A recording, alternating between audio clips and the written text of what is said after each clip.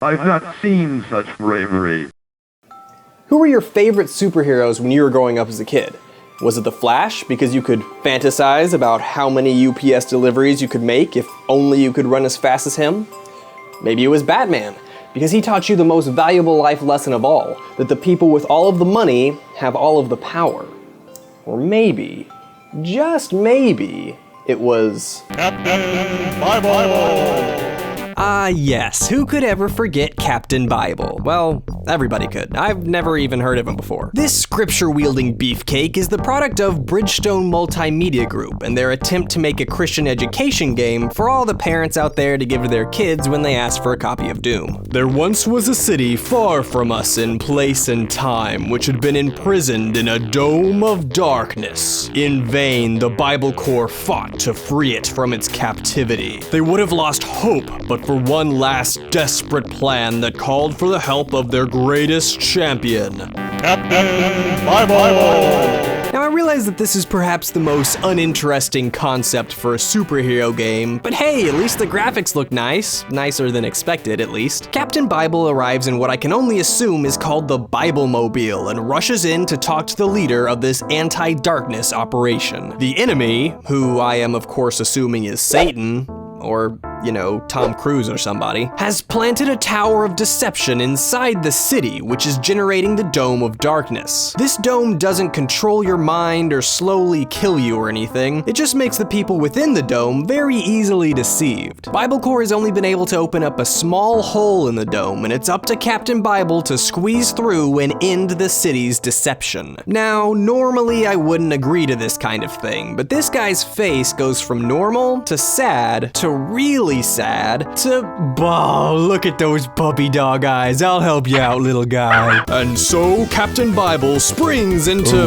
hold on just a second. Just push the button, man. Just gotta push some buttons here. No, not those buttons, okay. you stupid idiot. Alright, okay, ready to go. Get your thumb out of the air before I shove it up your ass. Just gotta wait for AOL to connect here. Just give me a second. I told you to upgrade to Fios. Yep, okay, here we go. Good luck, Bible Captain Bible. I hate you, David! Alright, we have to get to the city's Unibot, because apparently that's a thing, and destroy the Tower of Deception. But the Unibot doesn't just need one person to operate it. And I know what you're thinking, doesn't uni mean one? Well... no? The Unibot needs 7 other people to operate it, so Captain Bible's goal is to find 7 people within the dome to help him out. But that's easier said than done, because the city is overrun with robots called deception cybers, which feed lies to their victims until they forget the truth. The truth being, you know, Bible stuff. So how does one combat these hell-bent atheist bots? Why, with Bible verses, of course. When you confront these robots, you have to brace yourself for a Cyber lie. These lies range from things like children are born pure and innocent to such complete heresy as the rainbow is just light refracting through water. How dare they? We just have to choose the Bible verse that disproves these claims, apply it, and... Bible power! Yes. As Captain Bible thrusts his sword into the air, he bellows the coolest catchphrase ever invented. Coolest, that is, if you're a big fan of the Bible and Scrappy-Doo. Bible power! And let's take a real good look at our hero here. Captain Bible, whose real name is probably something like Steven, is donning the typical pointless cape and the classic spandex to accentuate his godly thighs. He's also wearing some kind of blue toga and sports a giant shield and also a teeny-weeny sword. Although the sword is emitting this yellow glow, which I can only assume is the Bible power. And finally, to top it all off, Captain Bible looks completely and totally bored, which is pretty much exactly how I'm feeling right now. But then, actual combat. Yeah, although this game is mainly out to help kids interpret Bible verses, you actually get to hack and slash the devil-loving robots up. just like Jesus would do. You know, Captain Bible really ends up looking like the bad guy here. He's slaying these robots to death, but they're not really trying to do the same to him. I mean, some of them are just trying to tell him about rainbows. Every punch or laser beam that Captain Bible gets hit with, he doesn't lose health, he loses faith. You also lose faith if you choose a Bible verse that doesn't disprove a cyber lie. So these guys aren't even really trying to kill us, they're simply offering us a different worldview. But I guess the problem with that outlook is that once our faith hits 0, we have completed our transformation into an atheist, and we die. Just like in real life. Now, I bet you're wondering what these little Jesus stations are. Well, I've actually been waiting to talk about these because they're so...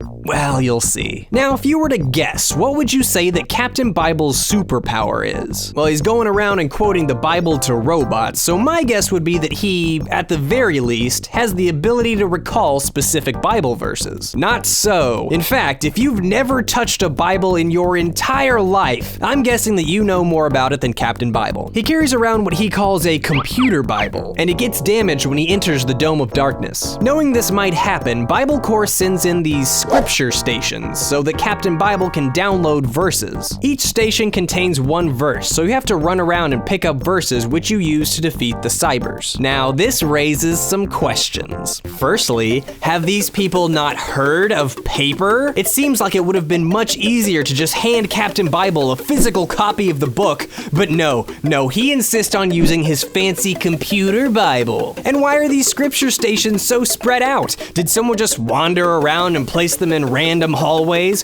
Why not set them all at the very beginning? And then there's the fact that this giant piece of equipment can only hold one Bible verse, while this pocket-sized computer Bible would, I'm assuming, be able to contain the entire book. But most importantly, who the hell is Captain Bible, and why should I give a single shit about him? This dude can't do anything. He's got absolutely no powers. Why not send this guy, or hell, even this guy into the dome? Captain Bible has the audacity to put Bible in his name when he doesn't know a single Bible verse from memory. At one point, he calls John 3:16 one of the most quoted verses in the Bible, and even then he doesn't know it until he picks it up from a stupid scripture station. If this is the reality here, then Bible Corps has a lot more to worry about than just a dome of darkness. They might as well just give up if their last line of defense is Captain Bible. Okay, I'm done with that rant. Let's just see what else the game has to offer. Most of your time is spent wandering around trying to collect Bible verses. The enemies and verses are arranged in such a way that you have to go back and forth a lot, clearing cybers to get to the next spirit station, just so you can go back and beat a cyber to get to the next spirit station. Some of the cybers even give you the same lies as others, so you end up matching the same verses over and over. There are also some rooms you can go into, but most of them are filled with cybers, which Captain Bible mercilessly murders with the power of scripture. Some of these rooms are prayer rooms where you can restore your faith. Now, at the beginning of the game, Captain Bible and this lieutenant guy pray before he goes into the Dome of Darkness. So that makes me wonder why Captain Bible suddenly has to be in a specific room to pray. I'm just assuming that's because while inside the Dome of Darkness, God can only hear you if you're basking in the glow of a stained glass window. Then, and only then, can God get a good look at your godly thighs. Aside from restoring faith, you can also get the Sword of the Spirit, the Shield of Faith, and power-ups that let you see which doors contain cybers, and the ability to light up dark areas. These powers are only obtainable if you have the corresponding Bible verses, of course, and prove even further that Captain Bible is one of the worst superheroes ever created. The most important room, however, contains this woman here worshiping a gentleman cosplaying as a sheep. And she seems pretty happy, even though her face is a little terrifying. But Captain Bible wastes no time and begins beating her into submission with his computer Bible, assuming that is he's stopped by the correct scripture stations. Once you've sufficiently scriptured her, the man erupts in flames and transforms into a wolf. Captain Bible looks unimpressed. The woman sparkles and suddenly looks like one of those game show ladies that shows the contestants what they've won. Turns out that she'd rather team up with Captain Bible, who has no powers whatsoever, instead of hanging out with a person that can literally transform into a wolf. That's, smart. I guess. Now that we've successfully completed this level, we can enter this door here, which... Running down hallways. Captain Bible running down hallways. Captain Bible running down...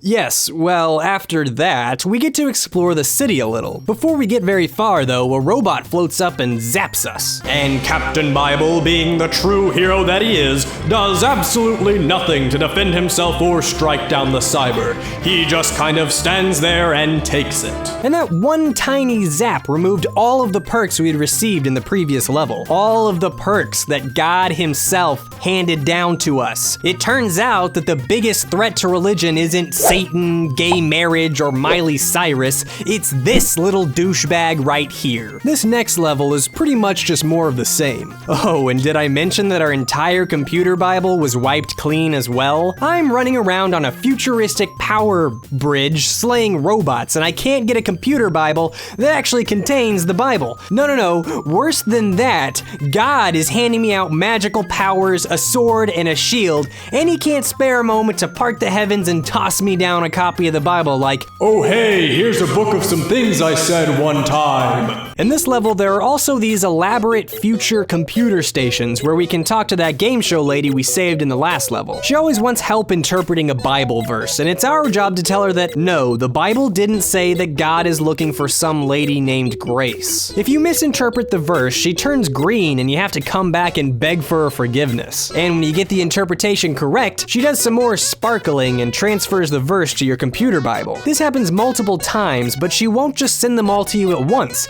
You have to hunt down these rooms and get each verse individually. Hey lady, why not just send me the entire Bible? And why is Captain Bible getting his Bible verses from mere civilians? That'd be like the citizens of Gotham giving Batman all of his bats. That's insane. And why are Captain Bible's arms wimpy and pathetic here, but here he's ripped?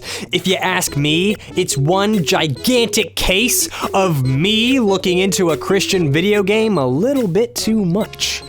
Anyway, the person we're rescuing here is a self-proclaimed junkie, and during our conversation, the giant spider robot behind him regularly pumps him full of what appears to be Nickelodeon slime. The guy also makes a series of what I can only describe as meme-worthy faces, and also goes, "Yeah," every time he gets jabbed with a needle, proving that sometimes drugs are hilarious. Yeah. Once we've injected our own mixture of Bible verses into him, the robot mysteriously falls apart, and the junkie is completely cured of all of his addictions. I guess this is meant to teach kids that addictions are super easy to beat. I don't know. Yeah! Now we're on to the next level, which is exactly like the last two. I can't do it, I just can't do it! Maybe I'm just not as strong as someone like, I don't know, someone like Captain Bible. Maybe I just have to accept that fact. The good news is that there are people out there stronger than me. There are people who have beaten this game for some strange reason or another. So let's take a quick look at what the end of this thing is. What is this game building up to? After we rescued 7 people, all people which just so happen to know how to pilot a giant robot, by the way, we finally get to the Unibot and head towards the Tower of Deception. Of course, there are 7 energy pylons powering the tower, so we have to take those out with the power of Bible verse matching once more. But once we've done that, we get to the actual tower. Suddenly, Captain Bible falls into a trance and we see the face of the devil himself, I think. Captain Bible is convinced that he should just leave the town to be consumed by darkness, but is broken from this trance through the power of, you guessed it, Bible verse matching. After that, the Unibot raises its arm and attacks the Tower of Deception, and we're treated with this lovely screen of victory.